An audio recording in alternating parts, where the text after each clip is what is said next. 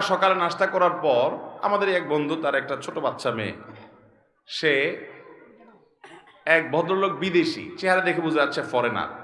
তার এই মাথা থেকে এই মাথা পুরো হাত ট্যাটু আঁকা। তো ওই বাচ্চাটা জিজ্ঞাসা করতেছে, আর ইউ খ্রিস্টিয়ান?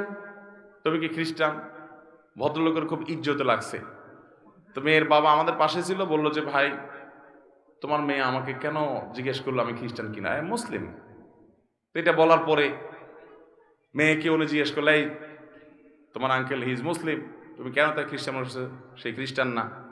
তখন মেয়ে, বাচ্চা মেয়ে বলতেছে, আমি খ্রিস্টান মনে করছিলাম এই জন্য যে আঙ্কেলের হাতে ট্যাটু আঁকা, আমি তো দেখছি সব খ্রিস্টান ইহুদিরা এগুলা করে, এই জন্য আমার ডাউট হয়েছে।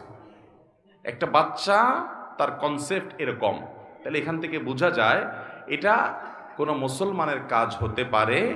বাচ্চাটাও বুঝে গেছে, কারণ এটা মুসলমানদের মধ্যে নাই, এই কালচারটা ওদের মধ্যে আছে।